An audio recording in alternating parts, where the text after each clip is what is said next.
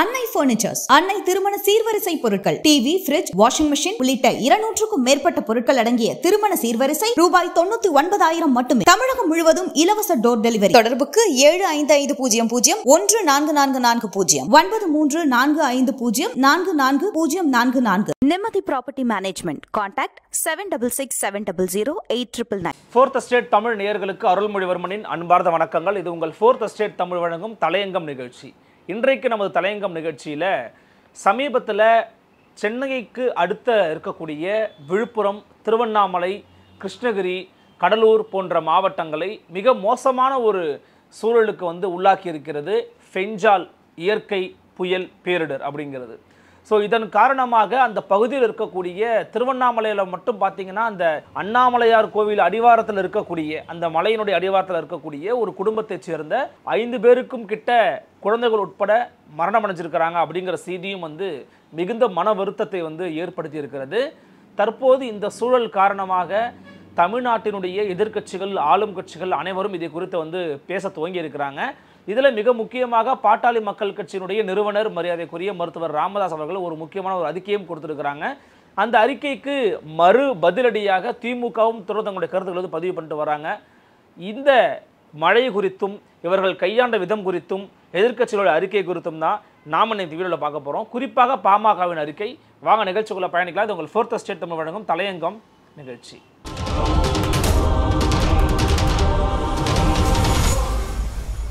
MRL Realty's Nature's Enclave Coastal Heaven Theme Based Resort Villa Plots ECR மாதம் 10,000 வரை assured rental income lifetime free stay at resort 30க்கும் மேற்பட்ட வசதிகளுடன் call 9962888888. இன்னைக்கு செய்தி நீங்க பார்த்திருப்பீங்க. தமிழ்நாட்டினுடைய வனத்துறை அமைச்சர் மரியாதைக்குரிய திரு பொன்முடி அவர்கள், அவருடைய மகன் கௌதம சிகாமணி அவரும் பார்த்தீங்கன்னா அந்த பகுதிக்கு ஆய்வுக்கு போயிருக்கிறாங்க. விழுப்புரம் பக்கத்தில் அந்த பகுதிக்கு ஆய்வுக்கு சென்றபோது அங்கிருந்த மக்கள் பார்த்தீங்கன்னா அமைச்சர் மீதும் அமைச்சருடைய மகன் மீதும் சேற்றை வாரி இறைத்திருக்கிறாங்க, சேற்றை வாரி வீசி இருக்கிறாங்க அப்படிங்கிற செய்திகளை ஊடகங்களில் பார்த்துருப்பீங்க. அடிப்படையில் ஒரு பேரிடர் நடக்குது அப்படின்னா அந்த பேரிடர் நடக்கின்ற போதே மக்களோட எதிர்பார்ப்பு என்னவா இருக்கும்னா, பேரிடர் நடக்கும்போது கூட பரவாயில்ல, நடந்து முடிந்த சில ஒரு நாளில் மறுநாளோ அல்லது அன்று இரவோ பகுதியைச் சேர்ந்த அந்த குறிப்பிட்ட இடத்தைச் சேர்ந்த மக்கள் பிரதிநிதி, அரசு பிரதிநிதி நம்மளை சந்திக்கணும், நம்ம கூட நிற்கணும், நமக்கு தோளோட தோல் நிற்கணும், நமக்கு கை கொடுக்கணும் அப்படின்னு சொல்லி விரும்புவாங்க. உதாரணத்துக்கு சொல்லணும் அப்படின்னா, இந்த திருப்பூரில் பல்லடம் பகுதியில் பார்த்தீங்கன்னா ஒரு 3 பேரை கொலை பண்ணிட்டாங்க. விவசாய நிலத்துக்கு பக்கத்தில் வீடு கட்டிருக்கிறவங்க. அவங்க ஒரு சாதாரண ஒரு குடும்பம். அவங்க அவங்க வேலையை பார்த்துக்கிட்டு இருக்கிறவங்க, பெருசாக அவங்களுக்கு எந்த பகையும் கிடையாதுன்னு சொல்கிறாங்க. அவங்களுடைய மனைவி, இறந்து போனுடைய மனைவி சொல்கிறாங்க. அந்த 3 பேரையும் படுகொலை பண்ணிட்டு போயிருக்கிறாங்க ஒரு கும்பல்.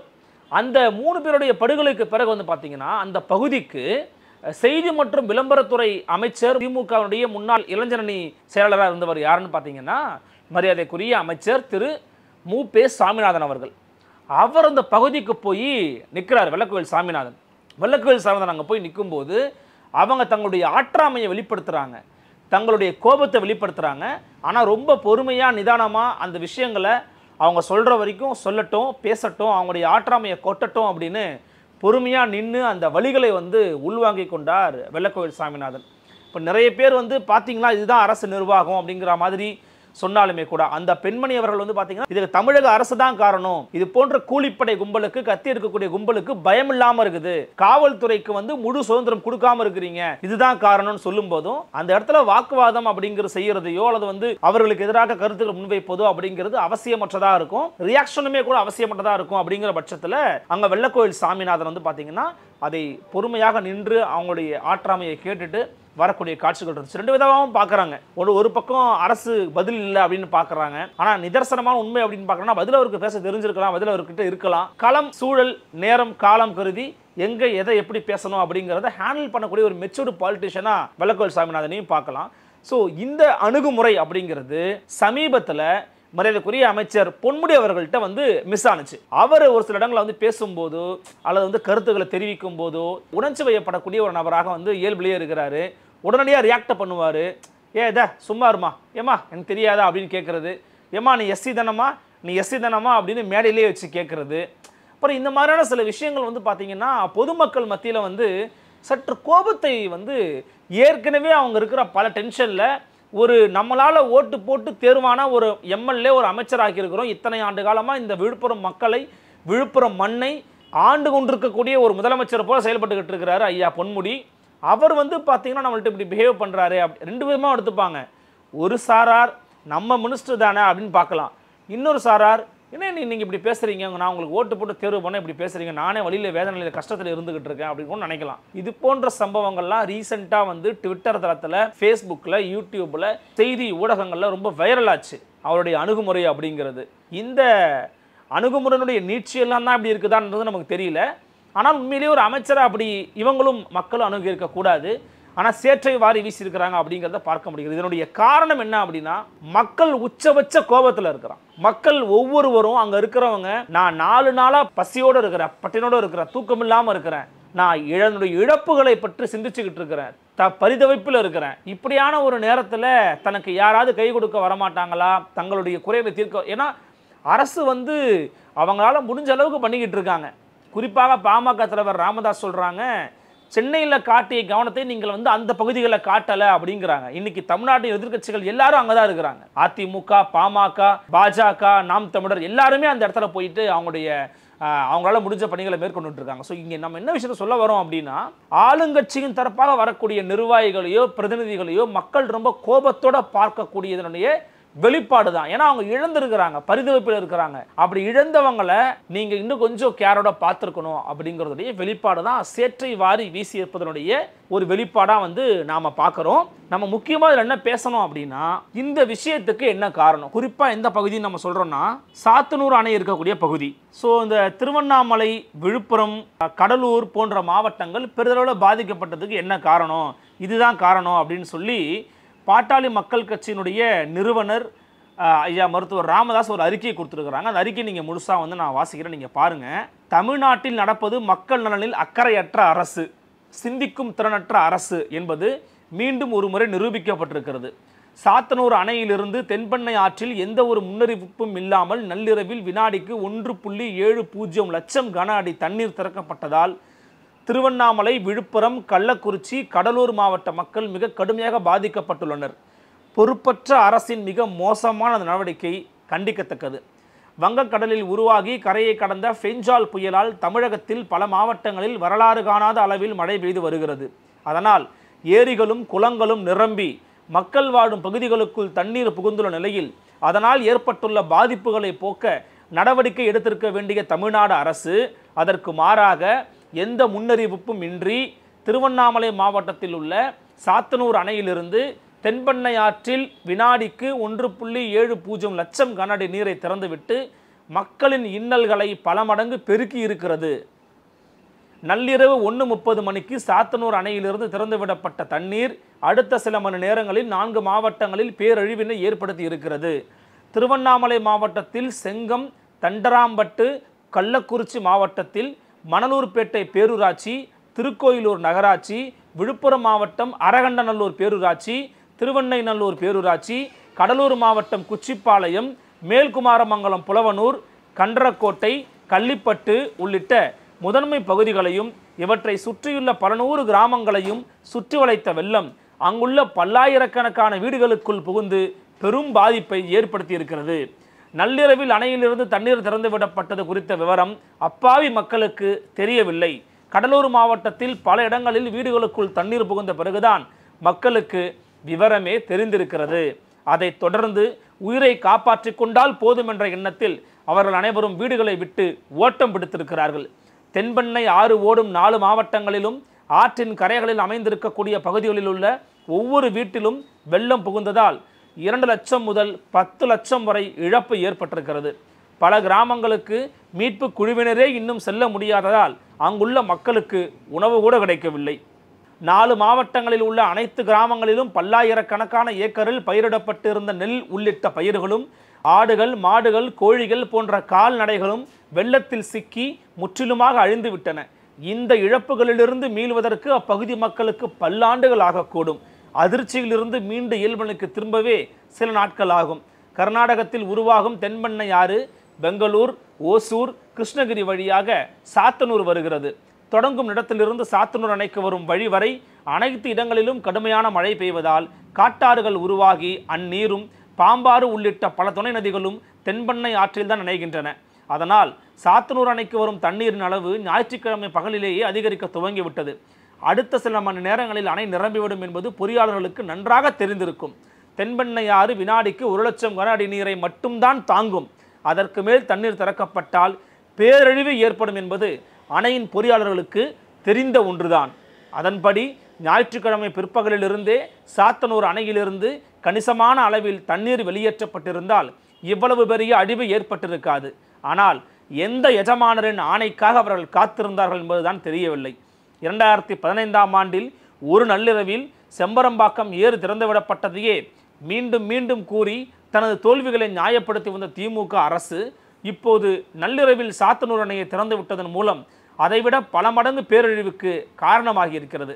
ஆட்சி செய்யவே தகுதியில்லாத கட்சி திமுக என்பது இதன் மூலம் நிரூபிக்கப்பட்டுள்ளது.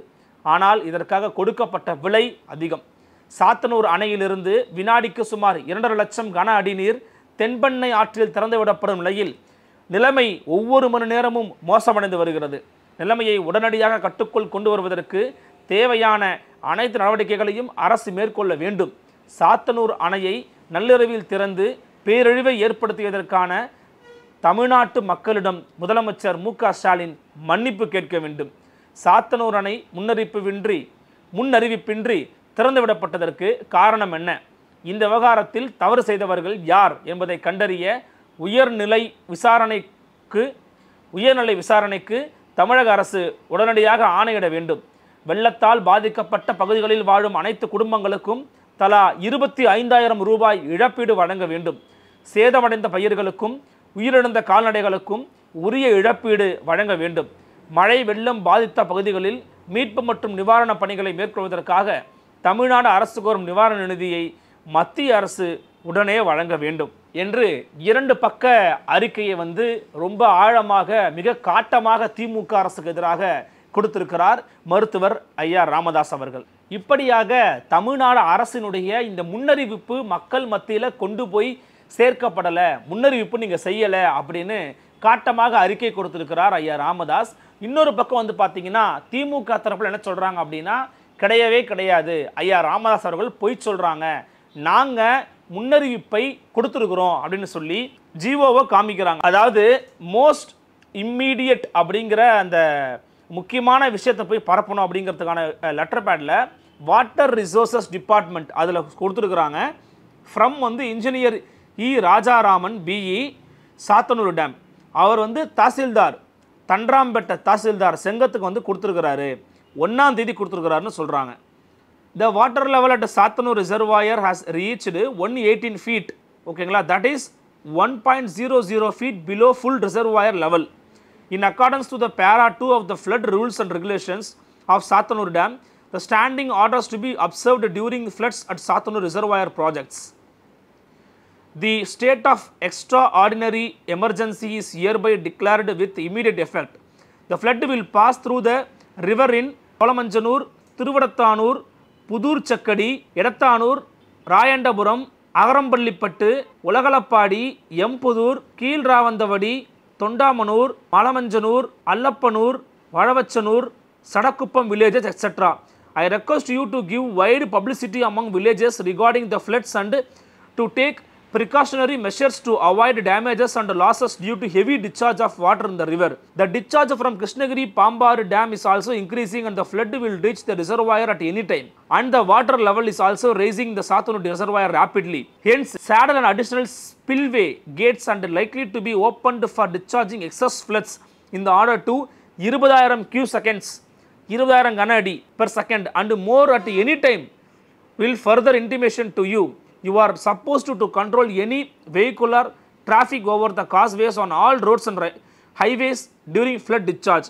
அப்படின்னு ஒரு 1ஆம் தேதி கொடுத்துருக்கிறதா சொல்கிறாரு. அதுக்கான லெட்டரையும் எடுத்து போட்டிருக்கிறாங்க. ஸோ இப்போ இவங்க என்ன சொல்கிறாங்கன்னா, இந்த தாசில்தாரோ அதுக்கு அடுத்த படத்தில் இருக்கிறவங்களோ மக்கள் மத்தியில் பரப்புனாங்களா இல்லையா அப்படிங்கிற கேள்வியை கேட்குறாங்க. இது மட்டும் இல்லாமல் நீர்வளத்துறை அமைச்சர் துரைமுருகன் என்ன சொல்கிறாங்க அப்படின்னா, சாத்தனூர் அணையினுடைய நிலை குறித்து 5 வெள்ள அபாய எச்சரிக்கைகள் விடப்பட்டு அரசின் துரித முன்னெச்சரிக்கை நடவடிக்கைகளால் பெரும் உயிர் சேதம் தவிர்க்கப்பட்டது. சிலர் மனசாட்சியை துறந்துவிட்டு புரட்டுகளை பரப்பி வருகிறார்கள் அப்படின்னு அவர் பார்த்தீங்கன்னா ஒரு நெடிய அறிக்கை கொடுத்துருக்கிறாரு. அது பார்த்தீங்கன்னா ஒரு 5 பக்கம் இருக்குது. நம்ம அதில் முக்கியமான விஷயங்களை மட்டும் நம்ம எடுத்து இப்போ சொல்கிறோம். நம்ம குறிப்பாக என்ன சொல்கிறாங்க அப்படின்னா, சாத்தனூர் அணையில் மொத்தமாக 7 TMC அளவு நீர் தான் முழு கொள்ளளவாக இருக்கிறது. 5வது முன்னெச்சரிக்கை அளவாக வினாடிக்கு 1,80,000 கன அடி தண்ணீர் திறந்து விடப்பட்டதற்கான அபாயத்தை மக்கள் புரிந்து கொள்ள வேண்டும். 4வது மற்றும் 5வது முன்னெச்சரிக்கை விடப்பட்ட இடைப்பட்ட நள்ளிரவு நேரத்தில் கணிக்க முடியாத அளவுக்கு அணையில் நீர் வந்து கொண்டிருந்தது. 5வது முன்னெச்சரிக்கை அறிவிப்புக்கு பிறகும் நீர்வரத்து குறையாம மிக அதிகமாக இருந்துகிட்டு இருந்துச்சு. அந்த நேரத்தில் அணையிலிருந்து மிக அதிக அளவாக 1,80,000 கன அடி தண்ணீரை திறந்து விடாமல் போயிருந்தோம் அப்படின்னா அந்த அணைக்கு பெரிய ஆபத்து. அணைக்கு ஆனால் இவங்க ஆணைக்குன்னு போட்டிருக்கிறாங்க. செய்தி மக்கள் தொடர்பு துறையில் பிழை இருக்குது பாருங்க. ஆணைக்குன்னு போட்டிருக்காங்க. அது அணைக்கு பெரிய ஆபத்து ஏற்பட்டு 7 TMC தண்ணீரும் வெளியேறி இருக்கும். ஆனால் ஏற்படும் பாதிப்புகள் எல்லாம் கணக்கில் அடங்காது. ஆறாத துயரமாக அது மாறி இருக்கும். பெருமளவில் ஏற்பட இருந்த உயிரிழப்புகளை மிக சாதுரியமாக செயல்பட்டு மக்களை அரசு பாதுகாத்திருக்கிறது என்பதை நீர் மேலாண்மை அணை பாதுகாப்பில் வல்லுநர்களுக்கு புரியும். நிலைமையை அரசு சரியாக கணித்து முன்னெச்சரிக்கை நடவடிக்கையை மேற்கொண்டதால் தான் பெரும் உயிரிழப்புகள் தடுக்கப்பட்டன. வீடுகள், விவசாய நிலங்கள் மட்டுமே வெள்ள நீரில் மூழ்கியது. இதனையெல்லாம் புரிந்து கொள்ளாமல் உயிர்கள் விஷயத்திலும் எதிர்க்கட்சிகள் மனசாட்சியை அடக வைத்துவிட்டு அவதூறுகளை மட்டுமே அள்ளி வீசுகின்றன. பொய்கள் என்றுமே விலை போகாது அப்படின்னு இயக்குனர் செய்தி மக்கள் தொடர்பு துறையிலிருந்து அமைச்சருடைய பெயரில் அறிக்கை ஒன்று வெளியாகி இருக்கிறது. ஸோ அறிக்கையில் அவங்க என்ன சொல்கிறாங்கன்னா, இது ஏற்கனவே தமிழ்நாடு அரசு அந்த பகுதியில் 25ஆம் தேதியிலிருந்து தொடர்ந்து நாங்கள் அறிவிப்புகள் கொடுத்துக்கிட்டே இருந்திருக்கிறோம். இவ்வளோ நீர் வெளியேற்றணும்னு சொல்லிக்கிட்டே இருந்திருக்கிறோம். அதை மட்டும் தான் வெளியேற்றிருக்கிறோம். ஐயா ராமதாஸ் அவர்கள் தவறாக திரிச்சு பொய் புரட்டு பேசுகிறாங்க அப்படின்னு நீர்வளத்துறை அமைச்சர் துரைமுருகன் குற்றச்சாட்டு முன்வைக்கிறாரு. இது மட்டும் இல்லாமல் தமிழ்நாட்டிற்கு இந்த பெங்கால் புயலால் பாதிப்புக்குள்ளான பகுதிகளுக்கு நாங்கள் நிவாரண உதவிகளை மேற்கொள்ளணும் அப்படின்னு சொல்லி மாநிலங்களவையில் திமுகவுடைய MP திரு MM அப்துல்லா, புதுக்கோட்டை அப்துல்லா அவர்கள் 2000 கோடி நிதி வழங்க வேண்டும் அப்படின்ற ஒரு கோரிக்கையும் முன் வச்சிருக்கிறாரு. ஸோ இது மாதிரி பார்த்தீங்கன்னா இந்த பகுதியில் ஏற்பட்டிருக்கக்கூடிய இந்த சிக்கல்கள் இன்றைக்கி ஒரு மிகப்பெரிய ஒரு பேசப்படும் பொருளாக உருமாறி இருக்கிறது. என்ன நீங்கள் பேசினாலும் இப்போ இழந்த மக்களுக்கான நிவாரணம் என்ன? இப்போ இப்படி ஒருவர்த்தர் இதுதான் காரணம், இது காரணம் இல்லைன்னு நீங்கள் மாற்றி பேசினாலும் மக்களுக்கு இப்போ நம்ம என்ன செய்ய முடியும்? ஏன்னா அங்கே மக்கள் ஆற்றாமையிலையும் கோபத்திலையும் கடுமையான ஒரு இழப்பிலையும் இருக்கிறாங்க. உடனடியாக தமிழ்நாடு அரசும் உரிய நிவாரணத் தொகையை தங்கள் சார்பாக வழங்க வேண்டும். நடுவண் அரசு தமிழ்நாடு அரசு கோரக்கூடிய அந்த நிதியினை உடனடியாக விடுவித்தாக வேண்டும். அப்படி விடுவிச்சாங்க மட்டும்தான் இந்த இடத்துக்கு கூடிய மக்களுடைய வாழ்வாதாரம் மேலே வரும். ஏன்னா இவங்க எல்லாருமே விவசாய குழிகளாக இருக்கிறாங்க, சாதாரண அடித்தட்டு மக்களாக இருக்கிறாங்க. அவர்களுக்கான நிதியை பெற்றுத்தர தமிழ்நாடு அரசு முன்வர வேண்டும், நடுவண் அரசு முன்வர வேண்டும். இது ரொம்ப ஒரு முக்கியமான ஒரு கோரிக்கை, முக்கியமான ஒரு நேரம். ஏன்னா ஏற்கனவே பல முறை தமிழ்நாட்டில் ஏற்பட்ட பல வெள்ள பாதிப்புகளுக்கு, புயல் பாதிப்புகளுக்கு கேட்கப்பட்ட நிதியை விட மிக மிக மிக மிக சொற்பமான அளவிலேயே தமிழ்நாடு அரசுக்கு நடுவண் அரசு ஒதுக்கி வருகிறது, பாஜக அரசு ஒதுக்கி வருகிறது. அதை இதில் கடைபிடிக்காமல் உடனடியாக அங்கே மக்களுக்கு தேவையான நிதியை ஒதுக்குனாங்கன்னா மட்டும்தான் அவருடைய வாழ்வில் அடுத்த கட்டத்தை வரைக்கும் அவங்க நகர முடியும். இல்லைன்னா மிகப்பெரிய ஒரு பின்னடைவை அவங்க வாழ்க்கை சந்திச்சிருவாங்க. அவங்க ஏன்னா சந்திச்சுட்டாங்க. இப்போ நிறைய இழப்புகளை அவங்க மேற்கொண்டுட்டாங்க, அவங்களுக்கு நிறைய இழப்புகள் ஆயிடுச்சு. இனிமேல் அவங்க மேலே வரணும் அப்படின்னா அதுக்கு தமிழ்நாடு அரசும் நடுவண் அரசு உடன் நிற்கணும். இதுக்கு என்ன காரணம், ஏன் இந்த டேமில் என்ன பிரச்சனை நடந்துச்சு அப்படிங்கிறத அமர்ந்து பேசினா மட்டும்தான் தீர்வு கிடைக்கும். இல்லை ஒரு மேலே ஐயா ராமதாஸ் அவர்கள் சொல்கிற மாதிரி அறிவிப்புகள் நீங்கள் வெளியிட்டும் மக்கள் மத்தியில் போய் சேரலையா, மக்கள்கிட்ட போய் சொல்லலையா, தொலைக்காட்சிகள் வாயிலாக சொல்லலையா, இருக்கிற சமூக ஊடகங்கள் வாயிலாக சொல்லாமல் விட்டாங்களா? ஏன் அதை போய் ரீச் ஆகலை? அல்லது ரீச் ஆகிடுச்சு மக்களுக்கு அதை பெருசாக எடுத்துக்கலையா? என்னதான் அங்கே கிரவுண்டில் என்ன, ஃபீல்டில் என்ன பிரச்சனை அப்படிங்கிறதையும் கண்டறிய வேண்டும். அதை கண்டிருந்தால் மட்டும்தான் இதன் பிறகு இப்படி ஒரு பிரச்சனை நடக்காமல் நம்ம பார்த்துக்க முடியும். ஏன்னா ஜெயலலிதா அம்மையார் எப்படி சம்பரம்பாக்கையை திறந்து விட்டு இந்த மாதிரி பண்ணாங்க அப்படின்னு திமுக சொல்லியதோ, திமுகவும் அதையே பண்ணியிருக்கிறாங்க அப்படின்னு சொல்கிறாங்க. அது ஒரு மிகப்பெரிய ஒரு குற்றச்சாட்டு. இதற்கு என்ன பதில் கூறுவார் முதலமைச்சர் மு க ஸ்டாலின் அப்படிங்கிறத பொறுத்திருந்து பார்க்கணும். இதை பற்றி உங்களுடைய எண்ணங்கள் என்ன அப்படிங்கிறத கமெண்ட் செக்ஷனில் பதிவு பண்ணுங்கள். மற்றும் ஒரு தலையங்கம் நிகழ்ச்சியில் மற்றும் ஒரு தலைப்பு சந்திக்கிறேன். நன்றி, வணக்கம்.